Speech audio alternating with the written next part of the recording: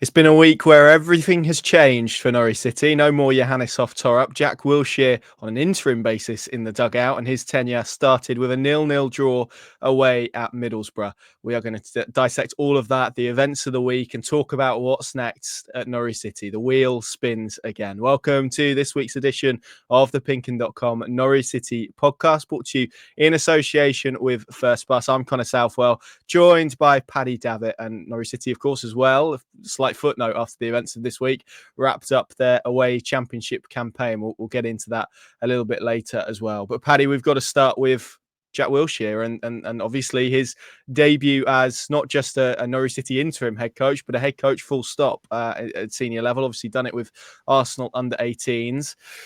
Obviously, he's running the London Marathon, I think, probably as we are speaking at the moment. I'm not sure what will have been the biggest challenge to him over the last 24 hours, leading a championship game or running that London Marathon. But waking up on Sunday morning, do you get the sense that he, and I guess probably more importantly, the people above him, which probably a wider discussion, which we'll come on to, will have been pretty pleased with that first outing from a Norwich City perspective? I think they will. Yeah, I think they will. How much weight we attach to that? It 190 minutes, I guess, a few days of training sessions. We'll see in the fullness of time. But I mean, you said I didn't see him, but you clocked Ben Napper in from our lofty vantage in the sort of the main stand there at the Riverside on Saturday, and he, at the full-time whistle. And he, from what you were saying, I didn't actually see him, but he looked pretty pleased. Maybe it was a respite after the week he's had, which would have been probably lacking in sleep. Certainly, stress levels pretty high, I would have thought. So, yeah, and obviously at that point, immediately after the final whistle, we was telling, for me, the reaction of we didn't get it confirmed how many were there. We thought in the region of maybe 500 to 750. Almost in unison, they were very appreciative of the team's efforts, and by definition, Jack Wilshere and his coaches, Nick Stanley and Tony Roberts. And their opinion matters far more maybe than any that we would express, because they're the ones who've, on multiple occasions, probably if you've basically travelled to Middlesbrough with all that's gone on, with nothing materially on the game, then you're probably in the die-hard category. And a lot of those would have been at Bristol, would have been at Plymouth, Burnley more recently as well, and Millwall, of course, which was the end for Johannes and Glenn. So if they were happy with what they saw, and we'll dig in more depth into actually what we saw on the pitch, the first sign of a Jack Wilshere coached Norwich 11. Overall, yeah, I mean, stands to reason. Could he have done anything more? Well, they could have won the game, but they as good as near did all they could, really. I mean, they had some excellent chances, even more than I thought in watching it in real time. Having watched it back on the highlights, some of the opportunities for Science and Sargent, obviously notably Liam Gibbs was a big one. They could really, and wouldn't have been unjust to come away from there with 3 points, clean sheet, and that would have been a real bonus. But I think even in a 0-0 setting, if you're Jack Wilshere, I'd imagine. Well, I'd say he would have woken up today content, but he probably woke up today and feared what lay ahead for his poor battered body. 26 miles pounding the streets of London. So if he could get past the immediate task in front of him, the grueling test of endurance, I think he would have been very happy with how that went, because you probably can't secure, because let's be honest, from the very outset of this discussion, does he want this job on a full-time basis? Yes. He's as much as said that, because he's talked about he feels he's ready.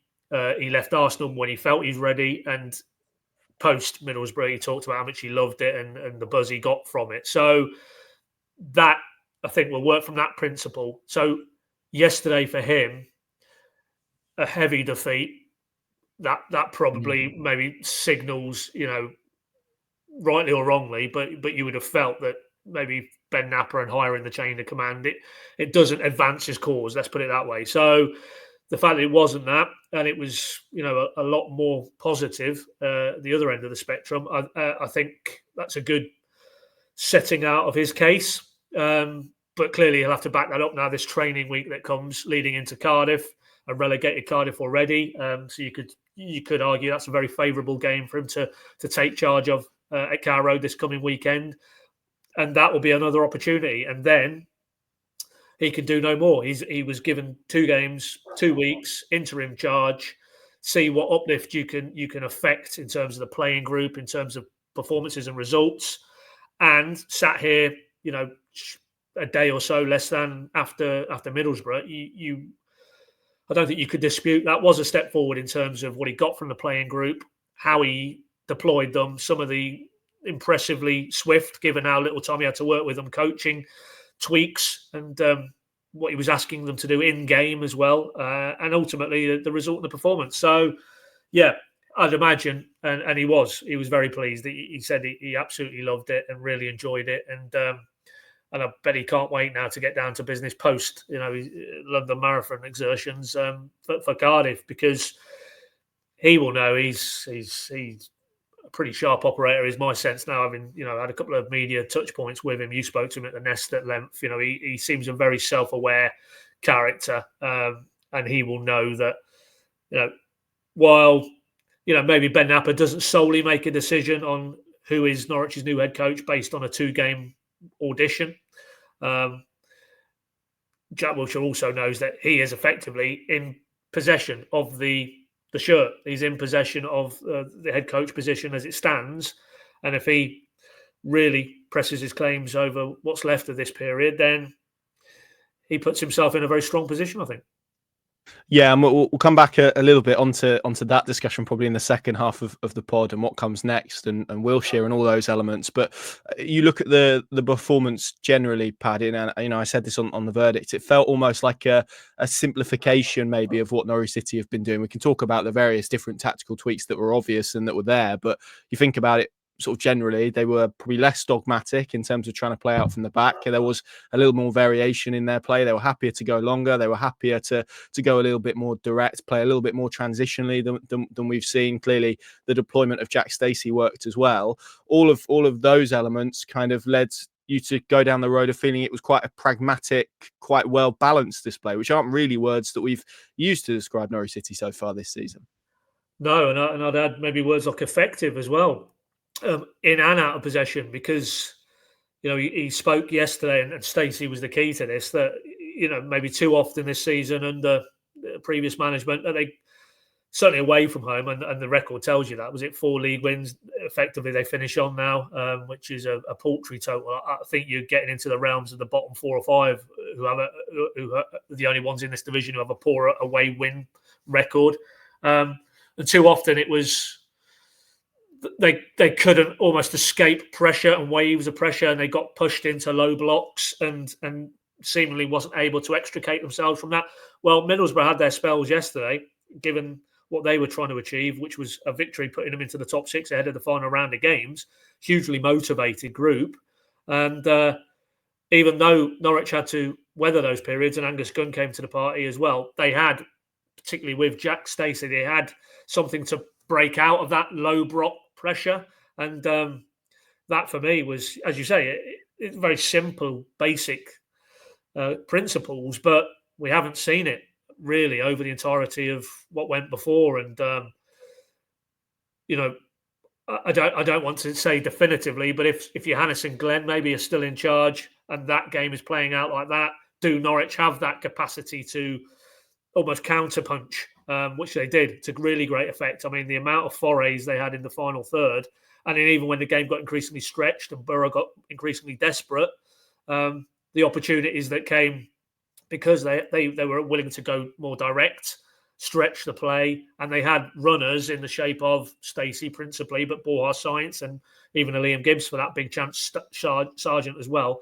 They had players to fit what Jack Stacey and those coaches were asking them to do, and if that is simplifying the process, then that's no bad thing. Look at the group of players you've got, look at their strengths, and try and adapt a template to those players' strengths. And within that, there was still plenty of, particularly in the first half, there was some very nice passing possession-based phases of play, but there was just an uptick, I think, in the general intensity and how swiftly they moved the ball and the fluidity of movement and the angles they created in midfield.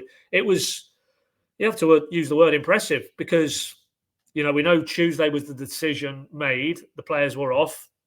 Wednesday would have been quite hectic, but they would have been able to get some training work into them. Thursday, likewise, but then you're probably tapering it down on Friday. So not a huge amount of time really to instill some slightly subtle, but no doubt different requirements to what Johannes and Glenn were asking these players to do, and for it to come and look as cohesive as that and natural. And maybe that's input from the players that, I'm sure that Jack Wilshere would have wanted that buy-in from players, senior players or younger players. And, there's no doubt that they look like a cohesive, collective unity of purpose, that everybody seemed to understand what their roles were on and off the pitch. And it translated into, a very, very structured and, as you say, well-balanced performance in and out of possession. Yeah, that right side that excuse me that you mentioned, the deployment of not just Stacey, which is of course the one that's going to get the headlines because of how effective he was. It was, I think, 14 progressive passes, if you want to use that stat, received, which is certainly, from what I've looked at, I haven't looked at the whole season yet, but I've looked at the second half of the season.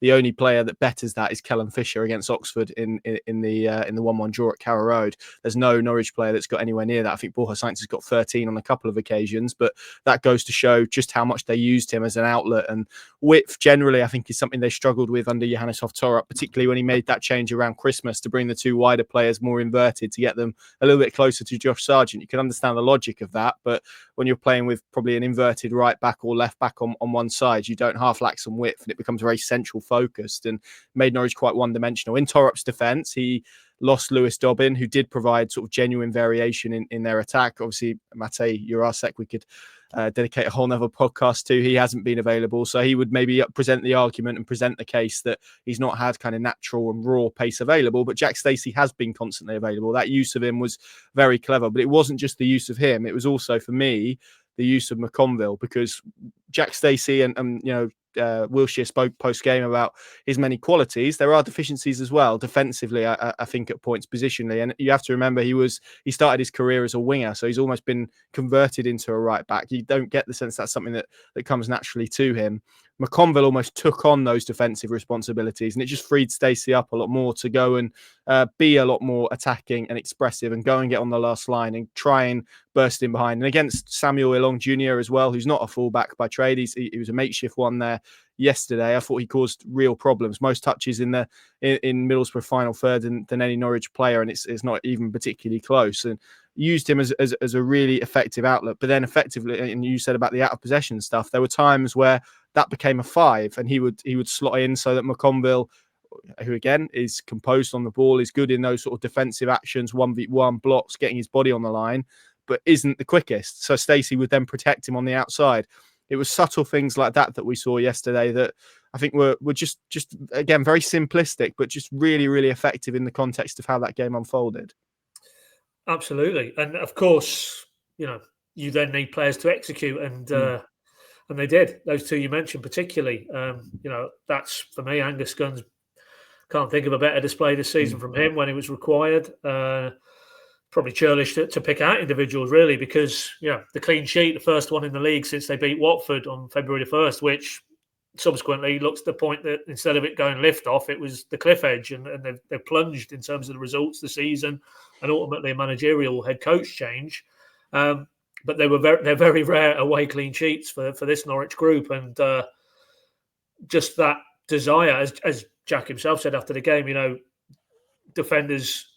proper defenders just love to defend. They get a buzz out of it, and obviously in the modern game, and particularly under Johannes, there was other elements to you're a centre back in this team. What the expectations are on the ball, which isn't to say that Jack Wilshere, is diametrically opposed in terms of how he sees the game, as he said on Friday. He wants possession, he wants to control the ball, but it felt on the evidence of that, albeit small sample, but still, the first game under Jack Wilshere, that there was a willingness to be, as we've said already, pragmatic, accepting maybe their limitations, accepting what the opposition are trying to do, and not being, almost philosophically wedded to we must robotically build the play in this way all the time, every phase, every part of the game. You have to be reactive to how a game's unfolding and adapt accordingly. And obviously prior to the game, and that's what that team selection showed you, that this clearly is an individual who is not averse to maybe thinking out of the box a little bit, because we've not. It seems so simple now. Now you've seen Jack Stacey play in a very aggressive, almost right-hand side of an attacking three.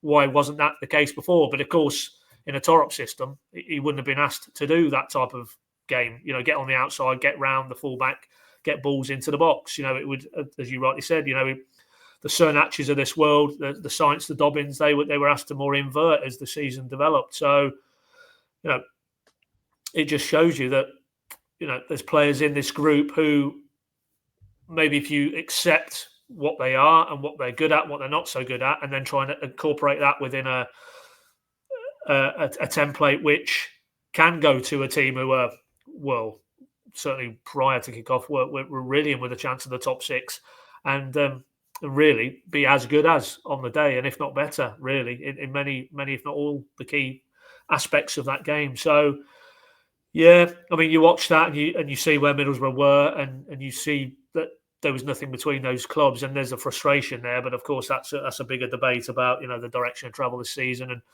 why we've ended up in this position now. But it does come back maybe to that there was a group of players there who are better than 13th, 14th in the table, and then you can debate. Is that on the players? Is it on the previous coaching staff? Is it an amalgam of the two? Where do you put the benchmark? But it was just a reminder yesterday that for those who maybe feel that there isn't the quality in this group, there very much is. And for the future, to see McConville specifically after a very testing, and Jack talked about this after the game yesterday, sort of 45 at Burnley recently when he was on the right-hand side of a defensive three, and 45 minutes, and Johannes had seen enough and got him off the park, and talked about, that it was a tough evening for him, but in very short order to come back in, added responsibility to be playing on the right of a four as a right back. You spoke to him and he sort of intimated that, it wasn't where he'd necessarily saw his career going, and maybe he'd pushed back when he'd been tried in that position coming through at Brighton, but he didn't look out of place, and I like the confidence in possession as well. It wasn't just his defensive instincts, but he looked very comfortable on the ball, and that bodes very well, moving forward from here, irrespective of who the head coach is. Yeah, absolutely, and I think it's interesting because clearly, and I know there'll be people listening, watching this who probably feel, as you say, maybe a little bit frustrated that it's taken, obviously, the events that we've seen this week, Johannes and Glenn to depart, for a performance to be produced like this. And there's always an age-old debate, I think, when a new coach comes in, be it on a permanent or interim basis, about the split between what they've done tactically and how much of it becomes about application and renewed effort and whatnot. And in many ways, I think it can, in a sense, be quantified by maybe the defensive numbers and what Norwich haven't done in recent games. So to give you an example, yesterday against Middlesbrough, for tackles and interceptions, if you combine those two numbers, Norwich City recorded 44. That is a championship high for them. If you look at the numbers against sort of Millwall and Portsmouth, they are towards the bottom. They're not rock bottom by any means, because there are games where Norwich obviously had significant amounts of the ball and didn't have to defend their goal quite as much. But for example, it is more than double what they did on Easter Monday. It is more than double than what they did against Portsmouth. That gives you an indication, I think, of what we saw. And equally, in terms of tackles in the defensive third as well, again a season high in terms of what they produced, 15. It's those type of things and that people, I guess, will look at. And when we talk around desire, and Jack spoke after the game about sort of trying to create a love of defending, and again, we can maybe attribute this not just to sort of those intangible qualities. There are tactical elements to it as well, and how open Norwich City were from a defensive perspective. But I think it will, as you say, in some quarters make people more frustrated that it's taken the events of this week for a performance, but maybe a defensive performance like we saw yesterday. But as you're talking, Connor, there, the one that stands out in my mind that was anywhere akin to that, what we saw at Middlesbrough, was Derby away. When they really had to dig deep and repel, and Gunny made an excellent save at the end there at Derby. That was a 3-2 win, wasn't it? Was it 3-2, 4-2? Yeah. but the way that game lurched, and that was Paul Warne obviously back then. I think we're going back to September or so. I can't honestly think of another one where, certainly away from home, it felt quite as resilient individually and collectively. And they're the same players. I mean, Duffy and Doyle. Okay, McConville's come in more recently, but Gunn behind them, and so it's not radically different players. Yet that was a radically different approach. And again, I mean, it's pretty moot debate really, because is that the coaches previously and their faults, or not to be able to extract that from the players, or is it the players themselves? And maybe for whatever reason, collectively and individually, their performance levels dipped alarmingly under the previous regime. So we'll never get to a definitive point with that. But there was no doubt there was a renewed urgency and intensity, and I think it comes off the back of a week which shines a light, and not a flattering light, really. When you change head coach, then clearly things have reached, in the view of a Ben Napper and the people above him or the people around him, a point of no return.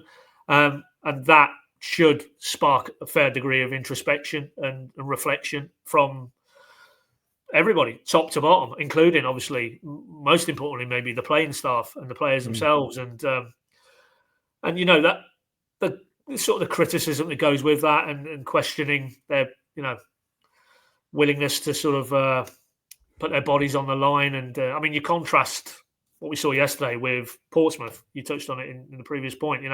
Look at the Portsmouth goals at Carrow Road on Good Friday, and look at the lack of urgency, the intensity, the desire, the motivation just to get back in and sort of sense danger and do something and be proactive in your own box, and almost take personal affront from a goal being conceded. There was none of that, and that was only, what we're talking, a week or so ago. So, it's not a great look that this group of players can, with a change of head coach, come to the party and produce that, because I don't think we can really put those elements at Jack Wilshere's door. That willingness to put your body on the line, to really go deep into your physical reserve, so that maybe you're cramping up at the end of the game.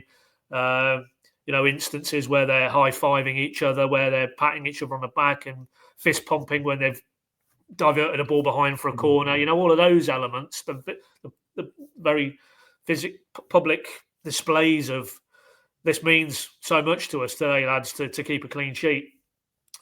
Why didn't we see that? At Millwall. Why didn't we see it at home to Portsmouth? And that's for anybody to look themselves in the mirror and feel that, why could I produce that at Middlesbrough and I couldn't produce that barely a week or so previous? But that is done. That's the past, and now we move forward. And I think regrets and sort of feeling it's a season lost or whatever, I think that's it doesn't achieve anything now. It's all about the future. They can't turn the clock back to a world where pre-Oxford and they're getting ready to start this season. This season is going to end up in the lower mid-table, and it will probably be packaged as a failure, top to bottom. But if coming out of that, there is grounds for optimism in terms of some of the individuals who'll still be in and around it beyond the big turn of the wheel in the transfer window, and just the mindset and like the things, the intangibles that Jack talked about. That hunger, that desire, that willingness to go out and week in, week out, put in committed performances and try and, as he said rightly, I completely agree with him, that this division is really all about momentum. You see the momentum that the Leeds and the Burnleys were able to harness and retain and keep them going. You look at the 2 times Norwich got out of this division and the Daniel Farker, they had that intangible momentum. They were never beaten. We all know the games. We could reel them off where they pulled draws out of defeats or wins from draws. And, that just comes from a belief and a group of players and coaching staff and staff more broadly who all buy into the same goal. And that's where that separates out the best head coaches from the rest, really, that they can somehow bring that alchemy together and you get that almost sense that we'll never be beaten, and we'll always find a way. And if you get that, as we've seen in those two glorious title-winning seasons not all that long ago, then it can be a hell of a ride. But if it goes the other way, then as we've seen, sadly, in this period that sort of culminated in Johannes and Glenn leaving, it feels like everything you do, it doesn't matter. The world's against you. The cards get stacked up. You have things you can't control that seemingly run out of control. I'm thinking injuries. I'm thinking the disciplinary elements, and that all just bleeds into a sense that almost it's a lost cause. And I guess that with the definitive break in terms of the head coach, irrespective of whether Jack Wilshere is the permanent head coach moving forward, at least there has been that break now, and you could see, I think, the first signs of it at Middlesbrough, that even maybe there's a weight been lifted from those players, and it's almost like, okay, whether that was on the coaching team or whether it was players culpable or a mixture of both, that's gone now, and this is a new chapter effectively, albeit coming at the back end of a disappointing season. So, yeah, for me, it's good in one respect, that in terms of Jack Wilshere and that discussion, that he's been able to extract that. But you have to be honest, it's not a great look for those players that they can come together and produce that, irrespective of whether they were having Johannes Hoff Thorup or his style of play. Elements that we're talking about in this section of the discussion should be a given. You should want to go out there and give of your best and show that hunger and show that energy and desire and application. And then over and above that, it comes down to obviously individual quality and a good coaching template and being set up in the right way and all those other elements. But the basics, I think if you're a Norwich fan, you should expect those week in, week out.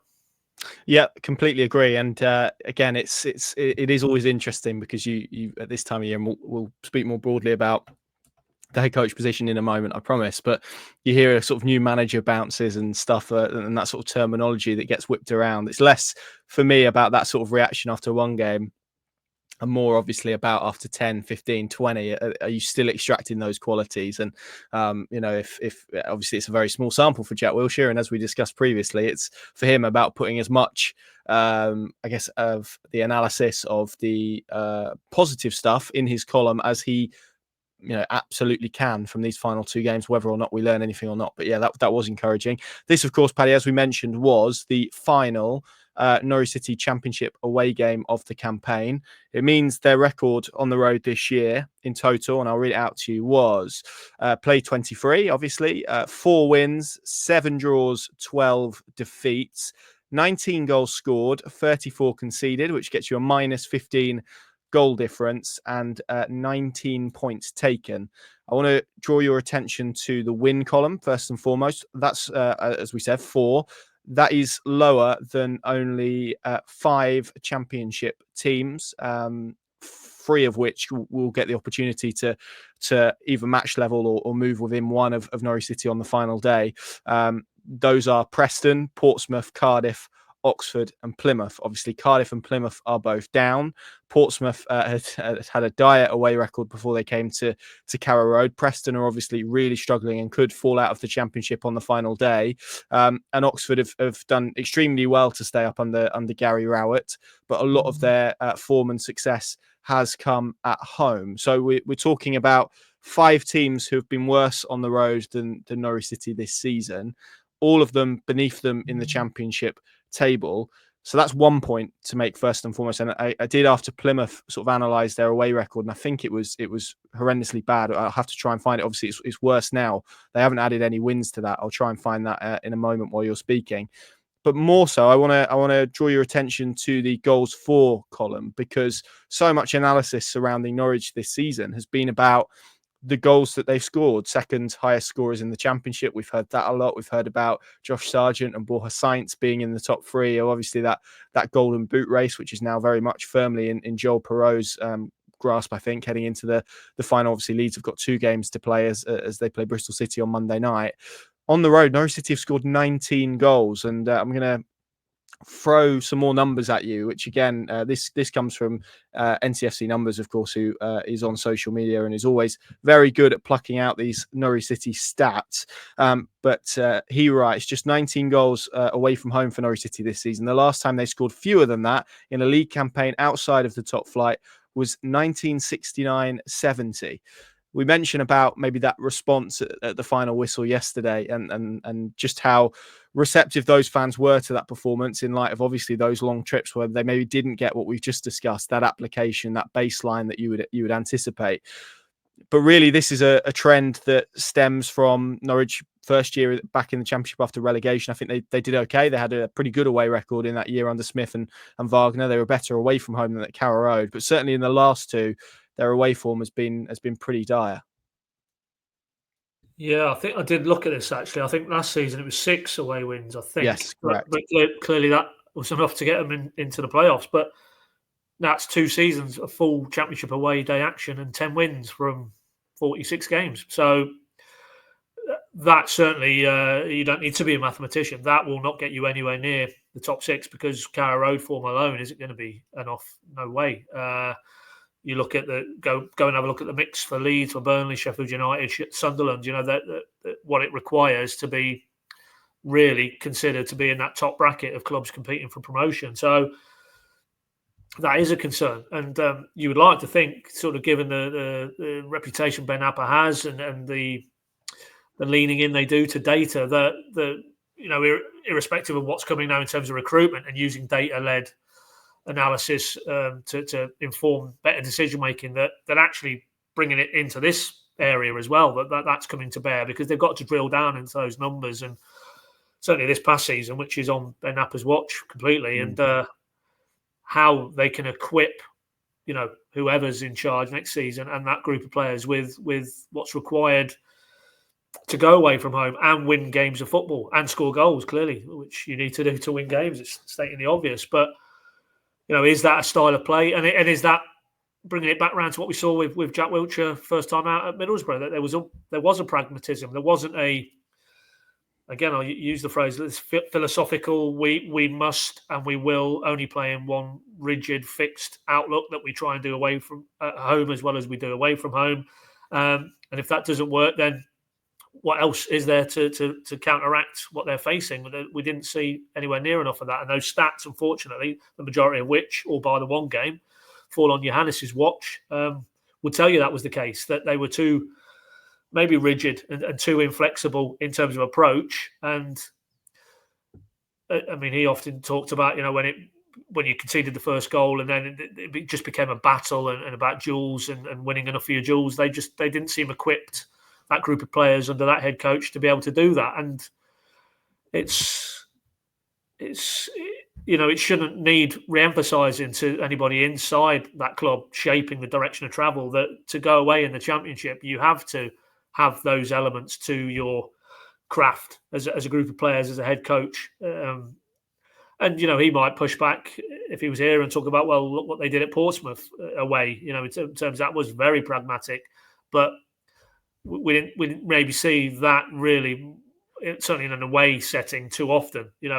Just the most recent ones, Millwall, they still tried to play as they did at Carrow Road. Plymouth, they still tried to play that way, and they were just overpowered effectively. And we know how they, time after time after time, but those two games, the set piece concessions, an Achilles heel throughout the season. Contrast that with yesterday. Borough had plenty of corners. They had plenty of free kicks, and there was a desire to make that first contact and win that first header. Shane Duffy maybe patrolling at the near post. Cordoba when he came on later. That willingness to put bodies on the line. Callum Dorr made an excellent block in the first half from Finn Azaz. So, is it just a mindset and is it an awareness? And this maybe then more broadly bleeds into the coach who comes in now, whether it's Wiltshire or whoever else. Do they need to understand the Championship? Johannes could have done all the prep possible before he landed in this country, but I don't think anything preparatory-wise would have prepared him and Glenn for actually in the dugout, in the white heat of a Championship game, you go into Preston in a midweek, you're getting battered, there and doffed up. Not to pick on Preston, but as an example, a template of what you get away from home in the Championship. Portsmouth at Fratton Park, we can continue on.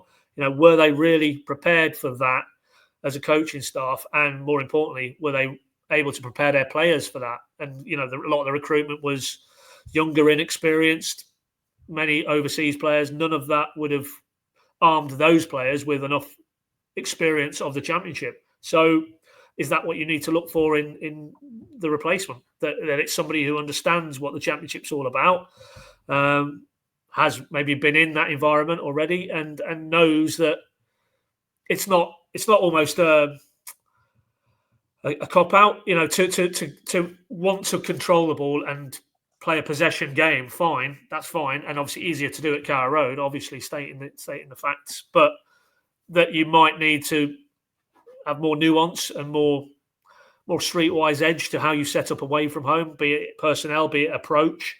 To stay in games, to hang in games. I mean, look at Burnley's record. Look at what they've done on the road this season. Look what they've done, full stop. But certainly away from home, wouldn't have played a huge amount of football in a lot of those wins that they got on the road, but did enough. Carrow Road being a prime example. Norwich with a better side in terms of footballing on that day at Carrow Road, got themselves into a strong position, let it go, and maybe that is a signal for what needs to happen moving forward. That you cannot, the next appointment cannot be, as I say, kind of, it's my way or it's doing my way better or it's doing my way better. No, you might need to realise, as the man himself, Daniel Farke, did. He came in with a very clearly defined style of play.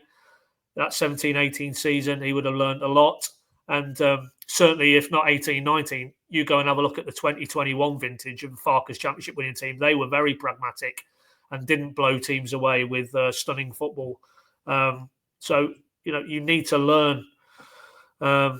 And maybe Johannes and Glenn, sadly for them, were not able to learn quick enough or get to a point where they could get a group of players attuned to what was required in the Championship. And we know that because those stats are pretty damning. 4 wins out of 23 is, or 22 as it was under Johannes, gets you where they are, which is mid-table mediocrity.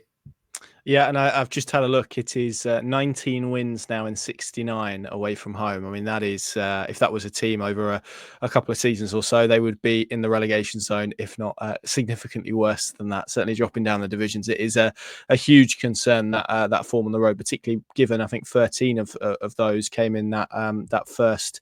Well, not quite, because they've won 10 over the last season, but they won quite a few in that first season. The bulk of them is from that post Premier League, which is obviously your best chance to get promoted. So yeah, that is a concern and something that does need to improve next season. And I guess just to sort of follow on from your point, Johannes spoke a lot about playing the same way at Carrow Road compared to away from home, and that's fine as a concept. I think everyone would agree with that is the case. But away from home, typically, with the fact, and everyone goes on about it being the same size pitch and the same goals and the same rules. So why is it different? But you have different energy. You have teams that are more offensive, that want to be more dominant at home. You have to respond to that and be a little bit more pragmatic. And for me, what it's about is more about having those principles absolutely of play, which should be fundamentals of however you want to go forward.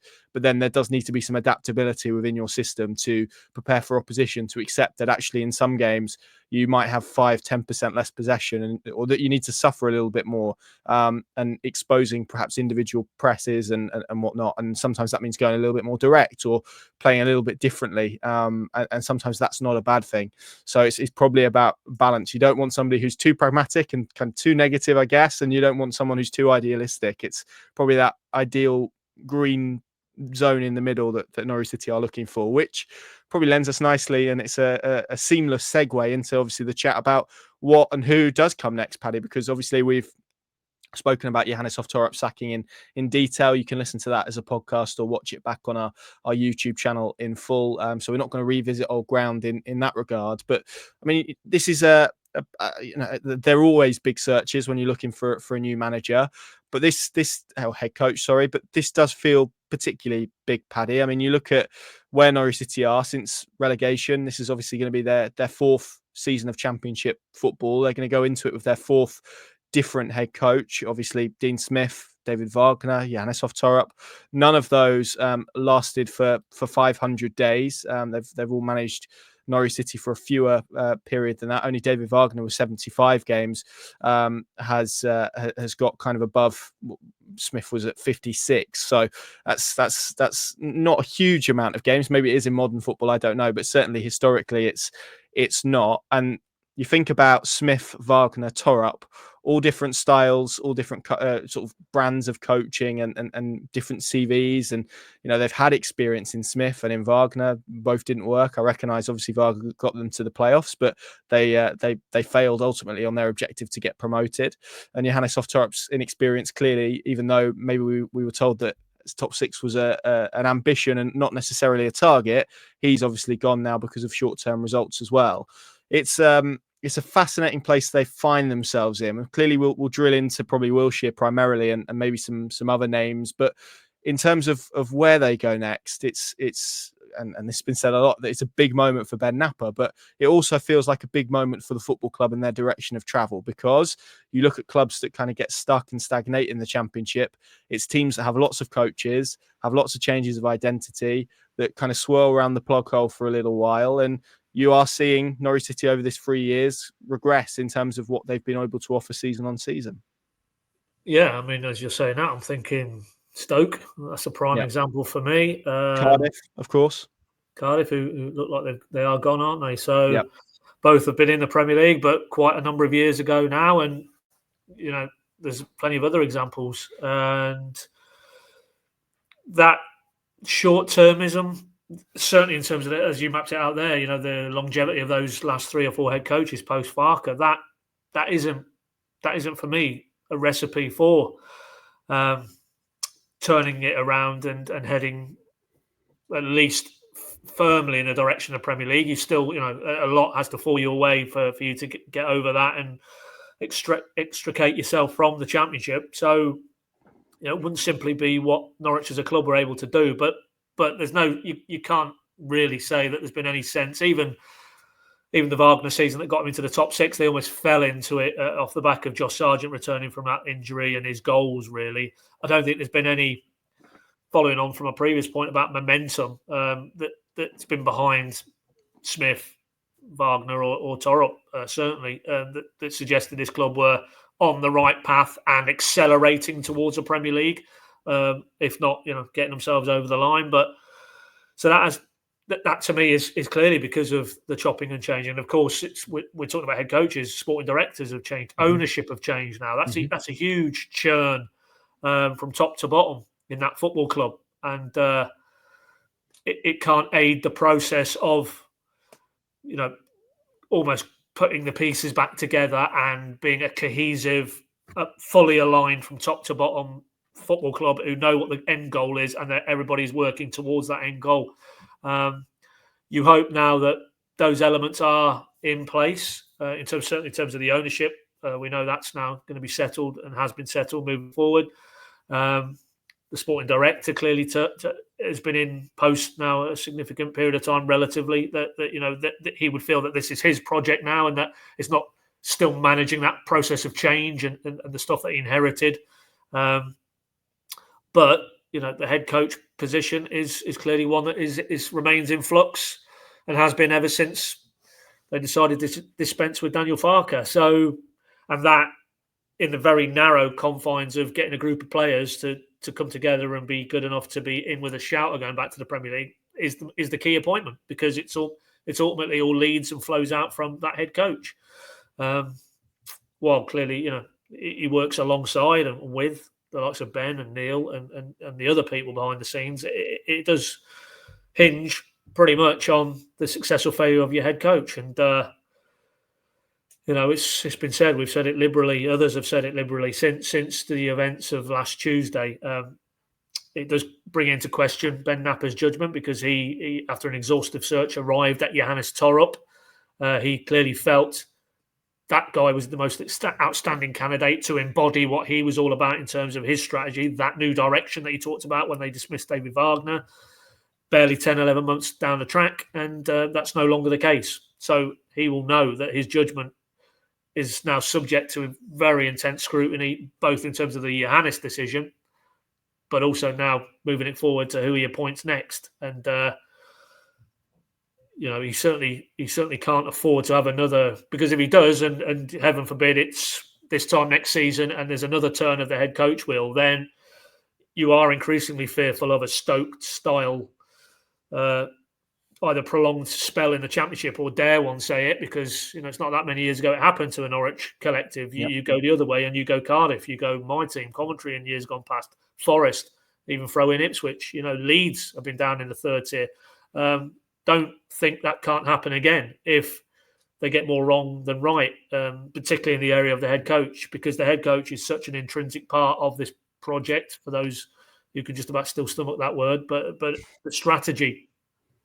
And it's been proven to be the case just in the Thorup experiment. If you, in the eyes of Ben Napper, clearly make the wrong appointment, that can set you back. That can set the strategy back. You're having to pick up the pieces now and put them back together and still try and accelerate along the path that you were hoping to work to, which is, as Atanasio himself said after the AGM in November, was it within 5 years being back in the Premier League? Well, if you feel that you've had to make a head coach change 10 months into that process, then you fear that maybe that timeline has to slip. And if they get the next one wrong and we're back here again at some point, then it will slip again. And that is what has happened if you look at those clubs we've referenced. So, as much as it felt like it was going to be a big summer in terms of summer recruitment playing-wise, I think I put it in my pointers yesterday, the biggest recruitment decision now lies in who Ben decides is the permanent solution to Johannes Hoff Thorup, because get that wrong and it is very hard to see how they move along at the pace that Atanasio particularly would indicate that he, probably by his public comments, wants to see. So there is huge pressure, I think, now on Ben and the team around him to get this right, because what happens if it goes wrong again? Then we're back here next season, and they haven't finished that many points away from the relegation zone, so it's not improbable to assume if we have another similar style season in terms of performance and results, that you're actually getting sucked into where Preston find themselves going into this weekend coming now, where Hull are, where Cardiff have gone, which is, forget about looking forward, look over your shoulder. Yeah, and I mean, you mentioned Hull. They're in sort of for everyone to see. That is how big a head coach decision can be. If you sack at the wrong time and hire at the wrong time and the wrong person and the wrong people, you can find yourself dropping throughout the Championship pretty quickly. And particularly given, I think we're all looking at it probably with a little bit of an eye on maybe looking like it doesn't mean it will be, but it looks like with the caliber of clubs coming up and going down, like it's likely to be a stronger division next year. Now, if you're looking at it like that, that often is because you feel you're looking at it for a team that is weaker than perhaps one to be put in that realm. And it's difficult with head coaches because you can be in a position where Norwich were last season, where clearly David Wagner had much more experience than Johannes Hoff Thorup, and the feeling after you get rid of an experienced one is let's go young, let's go unproven, let's go inexperienced. Then when the inexperienced one doesn't really work, you kind of want to lurch back in the other direction, right? Let's get experience, let's get someone who knows the league. And actually you look at historically the Championship, does experience count for much? Do promotions on CVs count for much? I'm not that sure. Daniel Farke certainly wasn't hindered by experience. Alex Neil certainly wasn't hindered by experience. Paul Lambert wasn't hindered by experience. And, we're just speaking at Norwich examples there. So I think sometimes experience as a concept in managers is a little bit overplayed. That being said, clearly you could argue that some experience of a division somewhere is quite useful, and that's why Norwich City went for Johannes Hoff Thorup instead of maybe a Carlos Cuesta last summer, because they wanted someone with managerial experience. Which, all being said, Paddy, has left me maybe a little bit confused about where they go next, the type of person they go next. Clearly, obviously, we've spoken about Jack Wilshere. He is going to be in the frame, you would think. particularly if they can engineer a win against Cardiff. That feels like a really important moment for him because it's a different game to what we saw yesterday. You would expect, sat here today, for Norwich City to be the dominant force in that game, to be trying to break down a low block, a team maybe that is looking to either damage limitations or to defend. Maybe they even come with a little bit more freedom now relegation has been confirmed. But for him, that's a very different task to what he had this weekend, and seeing how he adapts to that is going to be interesting. But I'm confused more generally about where Norwich go now, because they've kind of gone, as we said, down the unproven route, the sort of young upcoming coach. And by the end, Johannes Hoff Thorup was the only one kind of thinking about next season and thinking about kind of that project, I suppose, or at least thinking that he was able to execute it.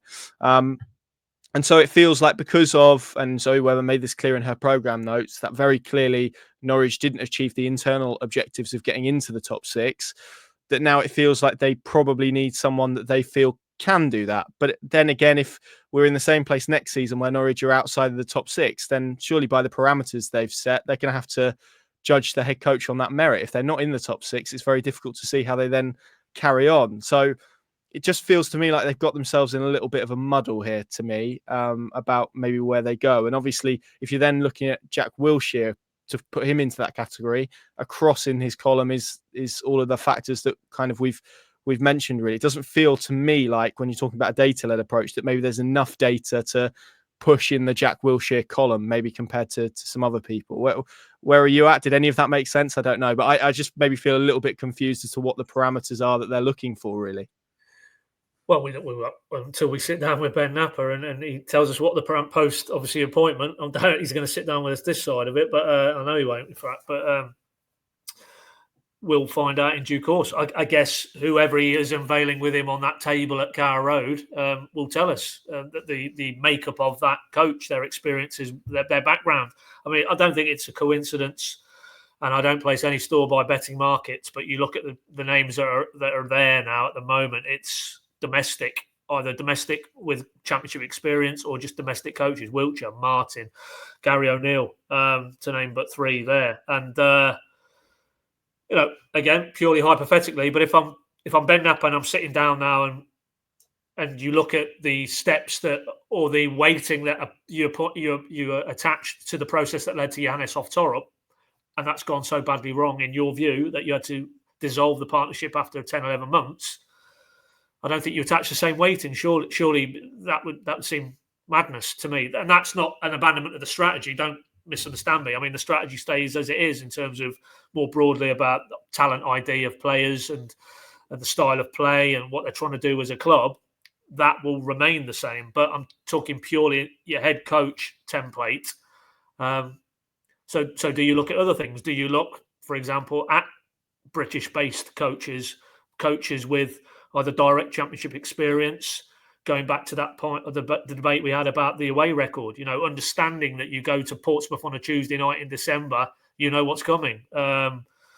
You go to a Burnley, there's certain setups there that are probably going to give you a better chance of getting a result as opposed to others. Those. But then just to jump in, wasn't that kind of what they had with David Wagner? And they didn't think that he was enough. This is kind of where I'm confused. Well, that's what I'm saying. Well, that's what I'm saying. Ben Napper at that point, having come in as a new sporting director, we're talking a lot about Jack Wilshere as a new head coach. Ben Napper had no experience to lean into, did he, when he first came into this job? But he had an idea and he had his belief system, and he was of the opinion that, as you rightly say, that maybe the David Wagner candidate in terms of an experienced coach playing a certain style of football with knowing what the championship was all about was not aligned with his strategy and what he wanted to do. Hence, they pivoted to Thorup. What I'm saying now is off a far more body of evidence that Ben Napper can draw on, having been inside that process. Does he now, not to take that point, turn back towards a David Wagner type candidate? Because I don't think David Wagner, in terms of his style of play and his outlook on the game, that would align with the strategy. I'm pretty sure it doesn't. But the elements of the David Wagner profile, i.e.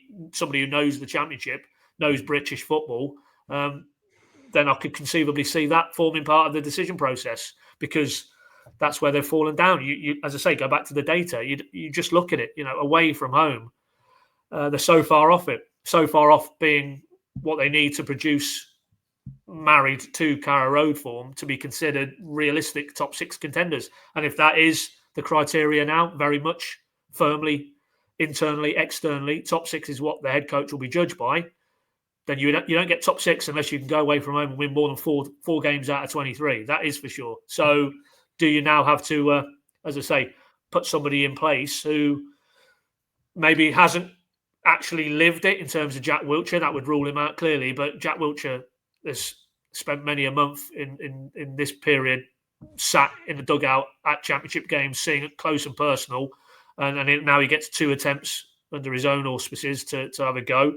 And that's a different debate then in terms of purely him and his viability to take on the role permanently, whether that's enough experience. But you couldn't deny that he has now a body of experience. And that's before you then weave in, the fact that his playing career and his coaching career as an academy coach at Arsenal, he knows British football, he knows English football clearly, because that's all he's ever been exposed to as a player and now as a coach.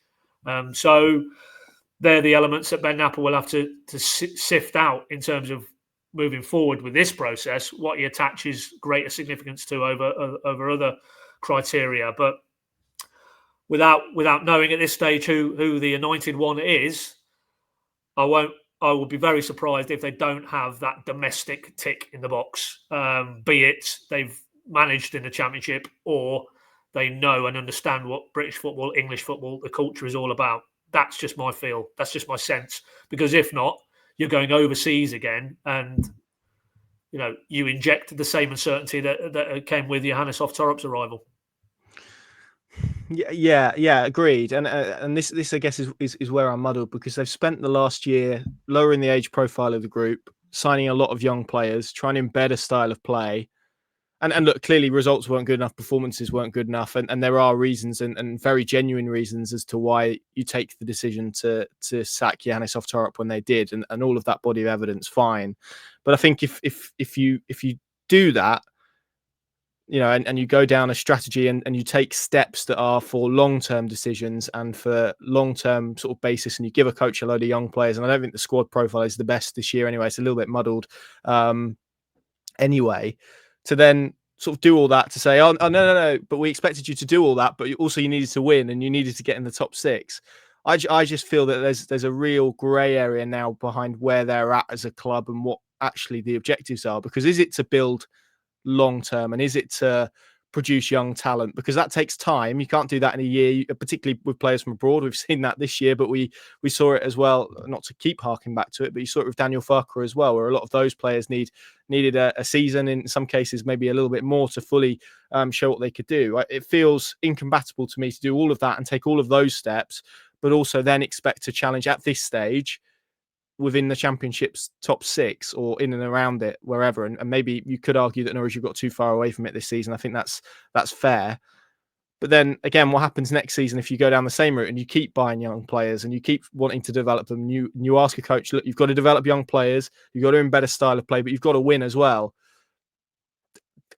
And obviously get us in and around the top end of the league. That feels tough to me as a remit, as a task. That's simple, Connor. Just reinvent the wheel. Develop,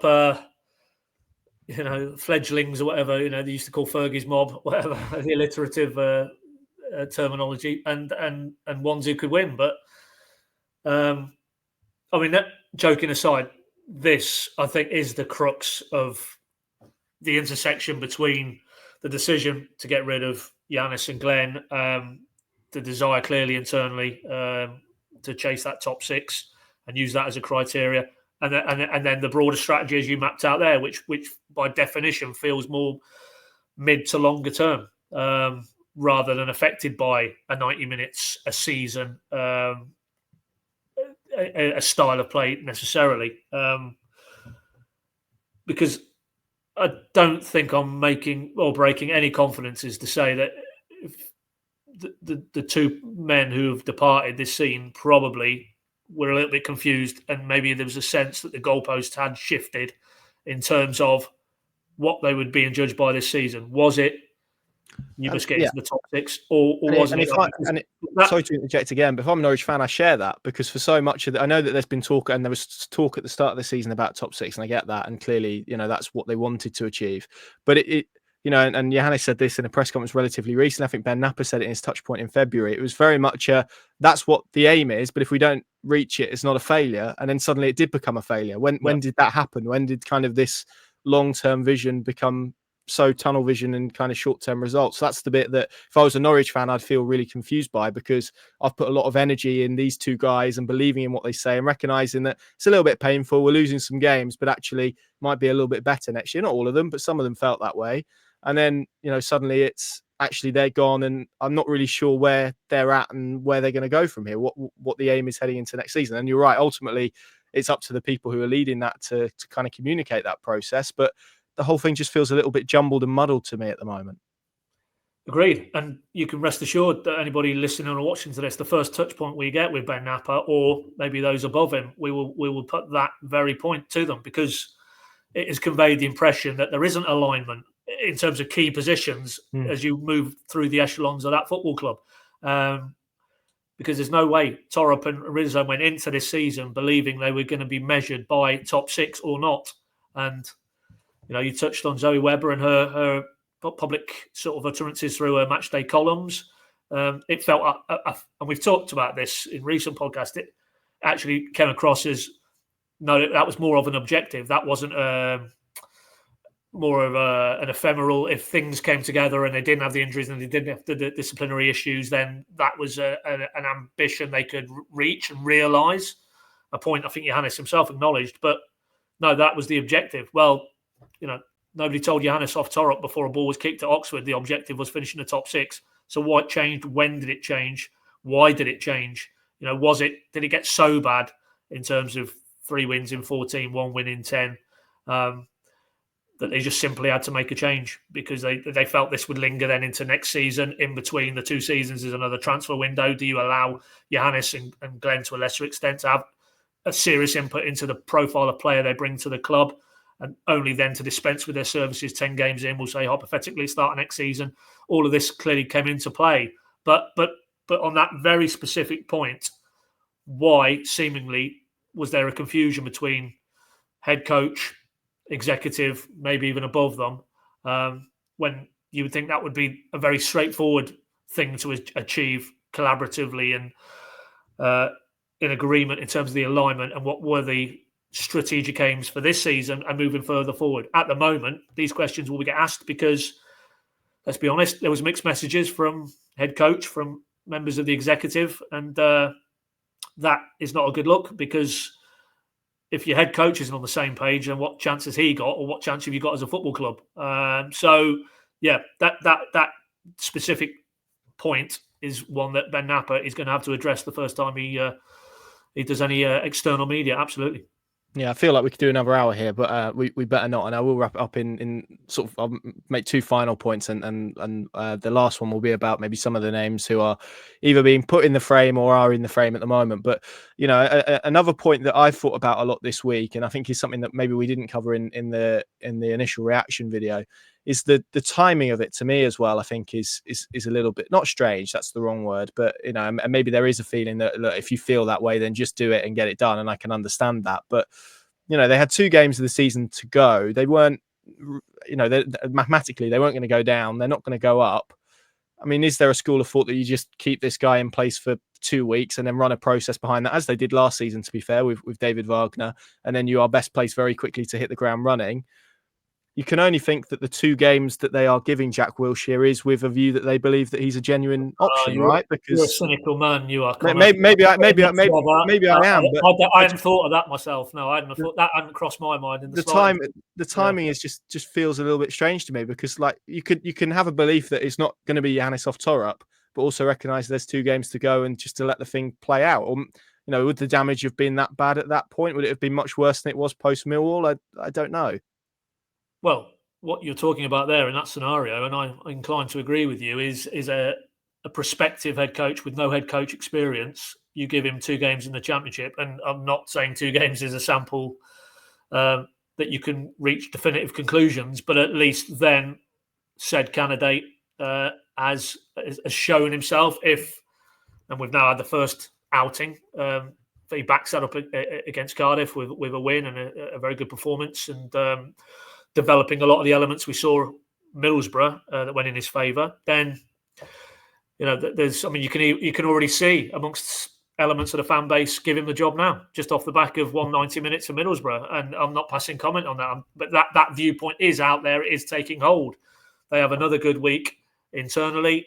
Then that translates into a very good performance against Cardiff, a relegated Cardiff, but probably haven't got anything to play for now, but we'll park that. And that momentum behind Jack Wilshere, and it might just be externally, will start to grow, and I'm sure internally they will take note of that. So that might answer your question. Why now? I think also the factor I mentioned previously that was communicated to me but I mean that isn't necessarily why you couldn't keep Johannes in post until after the season. But it was that they don't want him, if they're going to make a change, to be in charge and having any input into a transfer window that he then, in very short order, the other side into the new season won't have any play in. But in that scenario, well, that could have still been the case if you did, as they did with David Wagner, within hours of second leg humiliation at Leeds last May. David Wagner was no longer Norwich's head coach. So less so on that factor, more so for me, it maybe does afford the conditions to have a real time look at Jack Wilshere in that championship environment. Which is, I guess, the best place to close the pod, really, in terms of obviously Tom Cleverley's name has been put tentatively forward overnight, which is an interesting one. Clearly had a run-in with Norwich in February, and wasn't particularly a fan of their dark art, should we say? Not that we've seen much of them dark art since. You don't think Emi Marcondes wants to be hanging about if Tom Cleverley comes in the door, put it that way.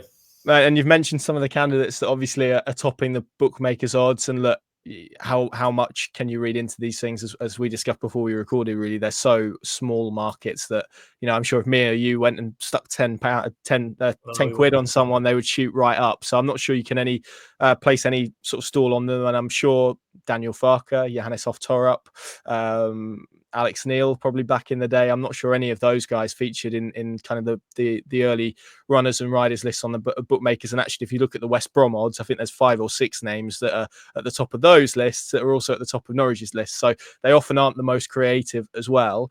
But those are the names that are there as well. Clearly, Russell Martin is an interesting one from a Norwich City perspective. I mean, quite simply, Paddy, do you feel at this moment in time that it's Jack Wilshere's to lose or to grab, however you want to look at it, I suppose? Well, more so than I did prior to Middlesbrough, because you just hadn't seen him in that environment up front of house. You hadn't seen a team selection that was Jack Wilshere's. You hadn't seen not so much a style of play, but the nuance to the style of play. And going right back to what I said at the start, bar them actually, Josh Sargent smacking at the other side of the post, bar them getting the win. I think he as a purely as a coaching exercise did as much as he could in the very small period of time he had to work with that group. So I think he really has pressed his claims. Now, as I said, if he follows that up against Cardiff, he can do no more, and then it comes down to Ben Napper. But there would be a compelling case to keep him in post because, apart from anything else, Ben Napper brought him to the club in the short term to replace Narcis Pelac, first team coach. But clearly, knowing Jack from Arsenal, knowing that his end goal, and he's now restated it in recent days, was to be a head coach, much as you succession plan other areas of what Ben is striving to achieve, you can be sure he brought Jack Wilshere in with a view to the here and now, but also the mid to longer term. That's maybe been accelerated by events. But if he already has that view of Jack Wilshere, and Jack Wilshere starts to show in real live setting that there's something here maybe, then it feels like that could be the way they go. Yeah, absolutely. And okay, it hasn't gone well as part of Johannes' backroom team, but what it has meant is that, was it October, I think he came in, of last year, he has been in the building, he's immersed in the club, he understands how it ticks, he understands this current playing group, he knows what's required. There's a lot of elements to his viability to be the replacement that you could see coming together, and then Ben Napper pulls the strands together, and then adds the final elements, which are these 2 games, this 2 weeks, to maybe make a compelling case that, okay, as Jack himself says, he's ready to go now. He feels 2.5 years as Arsenal's academy coach, however many months, 5-6 months as a first team coach at Norwich. Now he is ready to go and make his mark. And in the opposite dugout on Saturday was Michael Carrick. You know, he would have probably been a similar age when he embarked on it. We're talking about Tom Cleverley. Lampard is obviously a little bit older, but he's made that transition. I'll throw him in, but it's not gone very well for him. Wayne Rooney, but that there are plenty of evidence of that cohort of England players in the past who, at very early ages, in terms of their coaching journey, have got themselves in at Championship or better level. So there's plenty of precedence. If you were to put me on the spot, I'd say if Cardiff goes as well as Middlesbrough, if not better, I think he could well be the man. Yeah. What about you? Yeah, I increasingly feel the same, purely for those aspects that I said in terms of the timing of it. I don't really get the timing aspect unless you want to see Jack Wilshere in a live setting. And look, there's an argument that, and this is what I felt, if you're Ben Napper and you know Jack Wilshere for a long time, and obviously you've bought him from Arsenal, I'm not really sure what you're going to learn in 2 games other than maybe to try and create a little bit of momentum that makes that decision look a little bit more favourable to you when it eventually comes. Yeah, my feeling is and Cardiff's a very different situation because he's going to have to prepare a team differently. It's going to be how Norwich look at breaking down a low block, at how they act and behave and play when they are the dominant force. But again, I still think there's a lot of variance in this because, 2 games, we've mentioned kind of the response from a playing group. It's not, for me, you're going to get a response out of a playing group after 2 games. I think, as you said yesterday, me and you would probably go in there and produce some sort of response after 2 games. For me, it's less about that. And it's less, are you sure that that's going to happen after 10, 20, 30 games? Because ultimately that's going to be key next season. That's what he's got to be sure on. And if he thinks that Jack Wilshere is the man after 2 games, I'm not really sure maybe what evidence he would have seen, because that his expectation would be surely by giving him this window that he felt he could do that. But if he felt he could do it before those 2 games, then why should you feel any differently on the sample of 2 games, which is not a big sample anyway? So yeah, my feeling is probably the same as you, that if Cardiff goes well, it will be his. But I just wonder, either you give him a bigger sample of games to properly assess him, or you already felt he was good enough and ready enough for the job anyway. So yeah, it's a really interesting one. And obviously we're going to find out. If it is him, you would expect that to happen pretty soon after the Cardiff game, right? Because he's in situ, he's in building, that he wants it. That's an easy one to do. So it feels to me like the answer probably is going to be found out either way pretty soon after the full-time whistle against Cardiff, which seems like a nice place to leave this podcast, because we've already overran and gone on a little bit longer than I anticipated anyway. But sometimes that's required, and after what's been a hectic week, I'm sure it probably sums it up quite nicely that it's a little bit longer than we anticipated. Thank you to you guys for watching and listening. Thank you to Paddy, and of course thank you to the guys at First Bus as well for their continued support on these podcasts. We will be back after Cardiff, where I don't know if any of the questions that we've posed in this podcast will be answered, but hopefully we'll be a little bit closer to an answer. Thank you very much for listening, and we'll see you again very, very soon as the Championship season comes to a close.